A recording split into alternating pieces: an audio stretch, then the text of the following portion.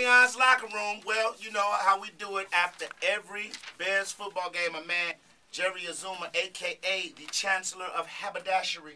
Come in. First of all, Happy New Year to you, brother. Same to you. Now, let's know. We know the Bears lose to Green Bay. Yeah.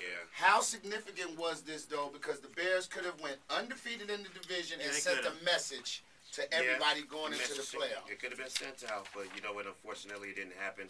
A lot of people are saying, you know what, this is a meaningless game. And there is some truth to that.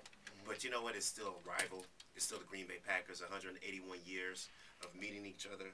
And you know what? They had their opportunities to win. They just didn't execute.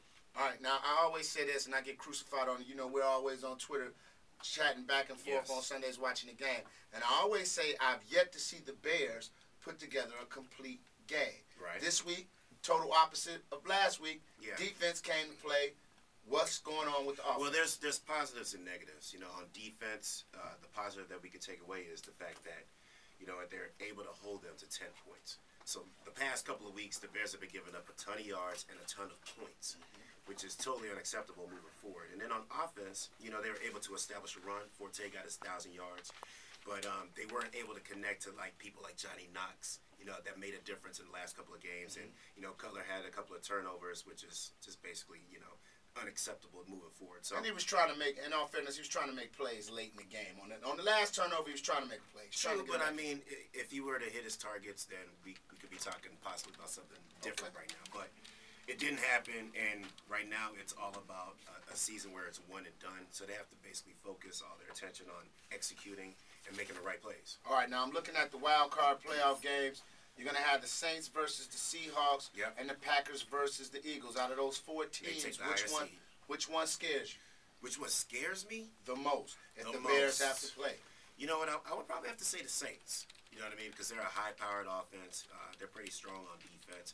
But hopefully, you know, the Bears play the Seahawks. I'd like to see that. You know, a rematch. Even though the Seahawks beat the Bears at home. They did. It's tough to beat a team twice. The Eagles, obviously, they have Michael Vick, and, you know, they've been rolling lately. So we'll see. And then, obviously, the Packers are a dangerous team, as you can see. Before we get out of here, now I'm going to ask you, why should I believe in the Bears? Why should you believe in the Bears? I'm asking you, why should I believe? Give me the reasons why should I believe in the Bears? Well, you know what? They made adjustments after their bye week. And they were able to go, I think it was 7-1, something like that. And they got on a roll, you know, and offensively they showed that they could make a lot of plays. You know what I mean? They could throw the ball a little bit. They could run the ball a little bit. So offensively they've come together. They've had some adversity, especially on the offensive line, but they're able to, you know, put a bandage on everything and patch everything up. And they've been successful. So it's all about executing. And they're able to do that. They just have to continue to do that to move forward in the playoffs. All right, now on the flip side, why shouldn't I believe in the Bears? Because you never know what team you're really going to get. They're just too inconsistent. And that's what scares me, man. Like, I love Chicago, and I want to believe in them, but the time I say, yeah, this is what it is, somebody's going to lay an egg. They're a little too inconsistent. You know, defense has been carried, actually, by the offense. And I can't even believe I'm saying that right there. But they have been for the past couple of games. You know, the defense has just been giving them too many points. But then again, sometimes the offense just kind of falls flat on their face and the defense performs. Like you said. Or both of them fail, and Devin Hester has to say they special teams. But, you know, like you said, they're yet to play this complete game. But they're going to have to play complete games now. Okay. You know, in order to win and get to the Super Bowl. All right, man. That's my man, the Chancellor of Haberdashery. I appreciate Jerry Azumah. When you come back, hopefully we'll be able to talk a few more times. Yes, hopefully. And let them get back. And Tommy Harris sighting this week. Yeah, big plays. Actually made some plays. Yeah. And that's what it is, man. GCI.